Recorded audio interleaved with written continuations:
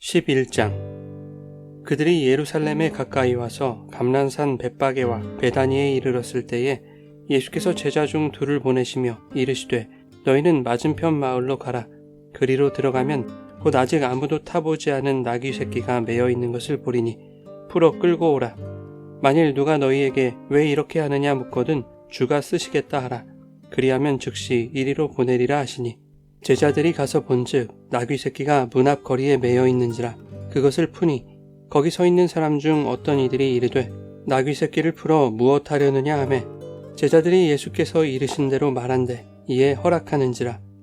나귀 새끼를 예수께로 끌고 와서 자기들의 겉옷을 그 위에 얹어 놓음에 예수께서 타시니 많은 사람들은 자기들의 겉옷을 또 다른 이들은 들에서 벤 나뭇가지를 길에 펴며 앞에서 가고 뒤에서 따르는 자들이 소리 지르되 호산나 찬송하리로다. 주의 이름으로 오시는 이여 찬송하리로다.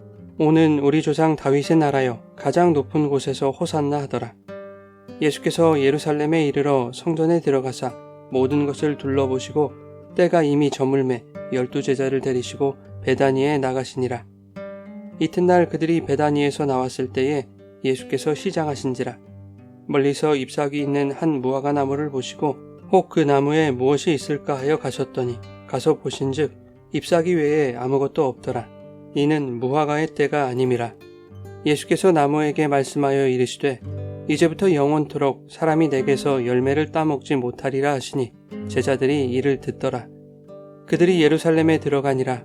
예수께서 성전에 들어가사 성전 안에서 매매하는 자들을 내쫓으시며 돈 바꾸는 자들의 상과 비둘기 파는 자들의 의자를 둘러 엎으시며 아무나 물건을 가지고 성전 안으로 지나다님을 허락하지 아니하시고 이에 가르쳐 이르시되 기록된 바 내 집은 만민이 기도하는 집이라 칭함을 받으리라고 하지 아니하였느냐.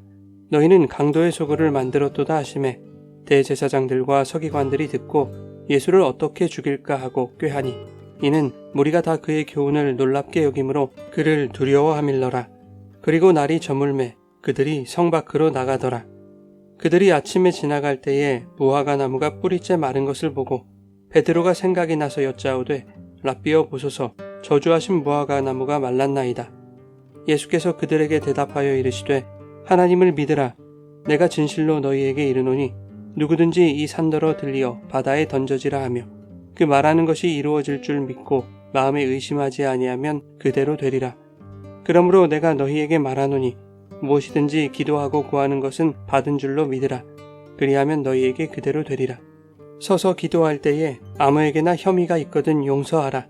그리하여야 하늘에 계신 너희 아버지께서도 너희 허물을 사하여 주시리라 하시니라. 그들이 다시 예루살렘에 들어가니라. 예수께서 성전에서 거니실 때에 대제사장들과 서기관들과 장로들이 나아와 이르되 무슨 권위로 이런 일을 하느냐? 누가 이런 일 할 권위를 주었느냐? 예수께서 이르시되 나도 한 말을 너희에게 물으리니 대답하라. 그리하면 나도 무슨 권위로 이런 일을 하는지 이르리라. 요한의 세례가 하늘로부터냐 사람으로부터냐 내게 대답하라. 그들이 서로 의논하여 이르되 만일 하늘로부터라 하면 어찌하여 그를 믿지 아니하였느냐 할 것이니 그러면 사람으로부터 할까 하였으나 모든 사람이 요한을 참 선지자로 여김으로 그들이 백성을 두려워하는지라. 이에 예수께 대답하여 이르되 우리가 알지 못하노라 하니 예수께서 이르시되 나도 무슨 권위로 이런 일을 하는지 너희에게 이르지 아니하리라 하시니라.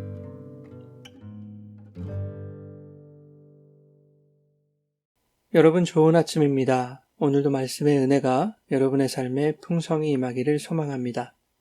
11장부터 예수님의 순환주간이 시작됩니다. 예루살렘에 가까이 오신 예수님은 제자들에게 한 가지를 명하시는데 예루살렘에 입성하실 때 타고 가실 나귀 새끼를 준비하라는 것이었습니다. 주님은 어떻게 나귀를 구할 수 있는지를 제자들에게 일러주셨고 제자들이 주님의 명령대로 따르자 모든 것이 주님께서 말씀하신 대로 되어졌습니다. 말씀하신 대로 되어진 이 일이 의미하는 것은 예수님의 신성과 하나님의 때가 가까이 왔음을 알리는 것이죠. 주님은 자신의 신적인 능력으로 하나님의 뜻을 이루기 위하여 차질 없이 일하십니다. 그 일에 제자들의 순종을 사용하심으로써 하나님의 구원의 경륜 속에 성도들을 초청하고 계시는 것이죠. 주님이 준비하게 하신 나귀 새끼는 스가랴서 9장 9절에 기록된 나귀 새끼를 타고 오시는 메시아를 연상하기에 충분합니다. 더욱이 6월절 축제 기간에 예루살렘을 찾아온 사람들이라면 이 나귀 새끼의 상징성을 모르는 이는 없을 것입니다. 마치 예수님도 자신이 구약이 예언한 바로 그 메시아임을 노골적으로 드러내시는 듯한 느낌을 받죠. 평소 주님은 자신의 행적이 드러나는 것에 대하여 극도로 경계하셨던 분이었지만 이제는 자신이 메시아임을 공개적으로 드러내고 있는 것입니다. 십자가의 때가 가까웠기 때문이죠. 공적으로 드러내어 종교 지도자들을 자극하시는 것 또한 하나님의 뜻을 이루어 가시는 주님의 열심이었던 것입니다. 7절에 제자들이 나귀 새끼를 예수께로 끌고 와서 자기들의 겉옷을 그 위에 얹어 놓습니다. 제자들이 벗어놓은 겉옷은 안장을 대신하는 의미도 있지만 10장의 마지막 내용이 겉옷을 버려두고 예수를 따르는 바디메오의 이야기였다는 것과 연결지어 볼 수 있죠.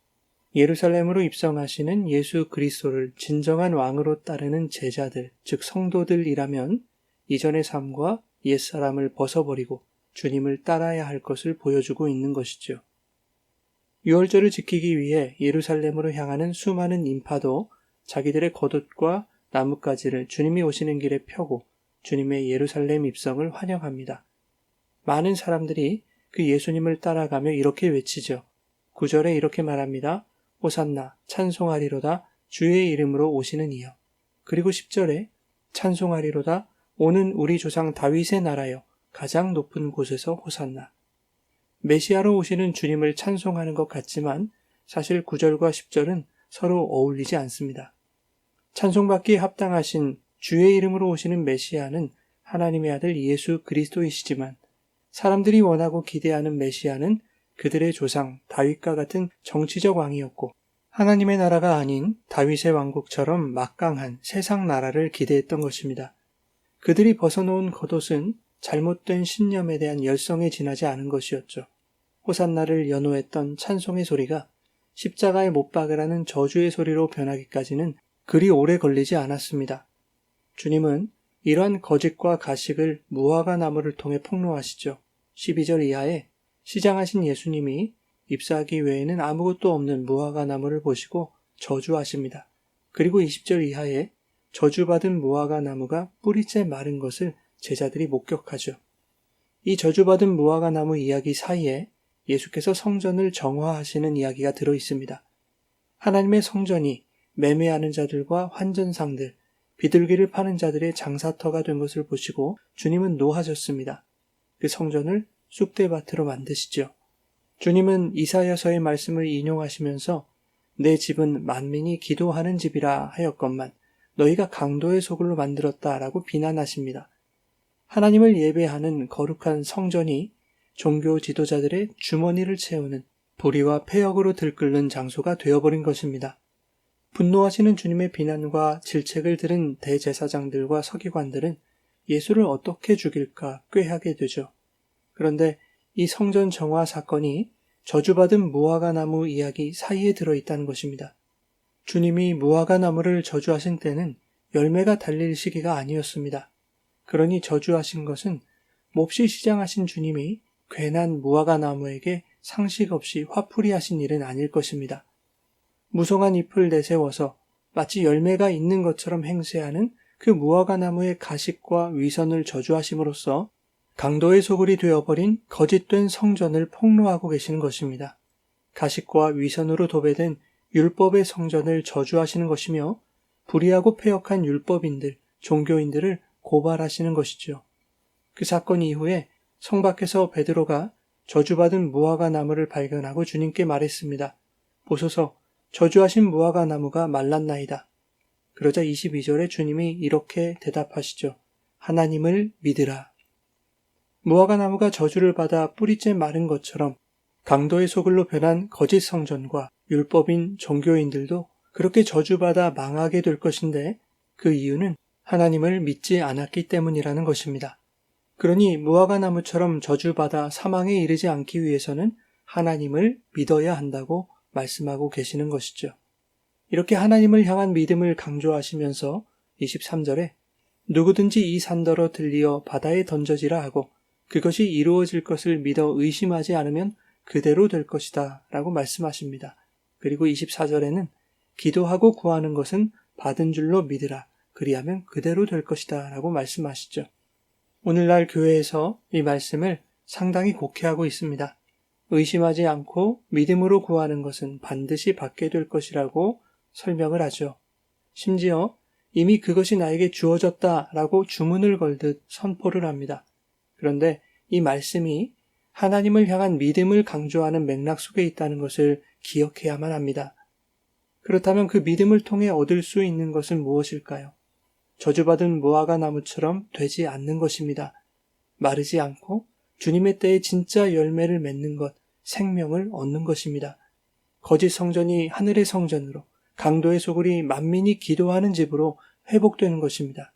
그것을 위하여 기도하고 구해야 할 것은 기득권자들의 위선과 가식이 제거되는 것이지요. 종교를 이용하여 자신의 이익을 꾀하려는 불의가 무너지기를 기도해야 되는 것입니다. 종교 기득권을 만들었던, 또한 사람들로 하여금 종교를 통해 세상적인 기대를 가지게 만들었던 율법이라는 거대한 산이 무너지기를 기도해야 하는 것이죠. 그래서 주님은 23절에 이렇게 말씀하신 것입니다. 누구든지 율법이라는 이 불의하고 패역한 산더러 들리어 바다에 던져지라 기도하면 그대로 될 줄로 믿으라는 것입니다. 율법의 산을 부수시고 강도의 소굴로 전락한 무너진 성전을 회복하시는 것은 주님의 십자가로서만 가능한 일이기에 그 십자가의 주님을 믿는 자에게는 그대로 될 것이다 라고 말씀하신 것입니다. 즉 그들 안에 견고히 버티고 있던 거짓과 위선과 가식이라는 율법의 산을 제거하시고 잎사귀만 무성하여 저주받아 말라버린 무화과 나무와 같은 존재들을 생명의 열매로 맺으신다는 것입니다. 주님의 십자가는 우리에게 이미 일어난 사건이고 그 십자가로서 율법을 온전히 완성하셨기 때문에 믿는 자에게는 이미 그대로 되어진 것입니다. 믿으면 그대로 된다는 것은 믿는 자에게 생명이 주어진다는 말과 조금도 다르지 않은 것이죠. 27절 이하에 예수님은 다시 예루살렘 성 안으로 들어가십니다. 그때 대제사장들과 서기관들과 장로들이 예수님께 말합니다. 당신이 무슨 권위로 이런 일을 하느냐? 이런 일을 할 권위를 누가 주었느냐? 예루살렘 성전을 쑥대밭으로 만들었던 일에 대해서 따지고 있는 것입니다. 적어도 그 성전 안에서만큼은 하늘을 찔렀던 자신들의 권위가 심각하게 훼손되었다고 생각했기 때문입니다. 주님은 되려 그들에게 질문합니다. 요한의 세례가 하나님으로부터 온 것인가 아니면 사람에게서 온 것인가? 예수님이 이와 같이 요한이 베푼 세례와 관련하여 질문을 하신 것은 너희들이 의지하고 있는 율법이라는 산은 세례의 강물 속으로 침수되어야 하는 것임을 우회적으로 드러내시는 것입니다. 또한 예수님 자신의 권세가 요한의 권세처럼 하늘로부터 온 것임을 암시하고 있는 것이죠. 너희가 이 질문에 대답할 수 있다면 나도 너희에게 대답하겠다는 것입니다. 그러나 자신들의 권위와 체면을 세우기 위해 어리석은 질문으로 변론을 시도했던 종교 지도자들은 어느 쪽도 받아들일 수 없었습니다. 하나님으로부터 온 것이라고 대답한다면 어찌 요한을 믿지 아니하였느냐 할 것이고 사람으로부터 온 것이라고 대답한다면 요한을 참 선지자로 여겼던 백성들이 혹여 소요를 일으키지 않을까 하는 두려움이 있었기 때문입니다. 그러나 종교 지도자들이 어느 쪽으로도 대답하지 않았다는 것은 그들이 하나님의 사자로 온 세례 요한과 예수님을 받아들이지 않았다는 확실한 증거가 되는 것이죠. 하나님은 구약을 통해 끊임없이 이스라엘에게 여호와의 사자와 선지자를 보내주셨습니다. 그들을 통하여 메시아를 예고하셨죠. 그러나 권위와 체면, 자존심과 자신의 유익에 매이면 메시아는 보이지 않는 것입니다. 목사나 장로 같은 중직자라 할지라도 수십 년 봉사하며 교회를 섬긴 권사나 집사라 할지라도 그들 안에 버티고 있는 거짓과 위선, 정욕과 탐심으로 가득 찬 율법의 산을 거룩한 보혈의 바다, 그 은혜의 바다에 던지지 않는다면 교회에서 열심히 호산나를 연호하며 주님을 찬양할지라도 그는 예수님을 만나보지 못한 사람인 것입니다. 사랑하는 여러분, 우리 안에 주님을 바라보지 못하게 하는 거대한 산들이 있습니다. 육신의 정욕, 안목의 정욕, 이생의 자랑, 그리고 나의 유익을 목적으로 한 열성적인 종교심, 이 모든 거짓 성전과 율법의 산이 세례의 강물 속에 수장되기를 기도하고 간구할 때 오늘 하루도 은혜의 강물 속에서 믿은 대로 되어지고 생명의 열매로 맺혀지시기를 예수님의 이름으로 축원합니다.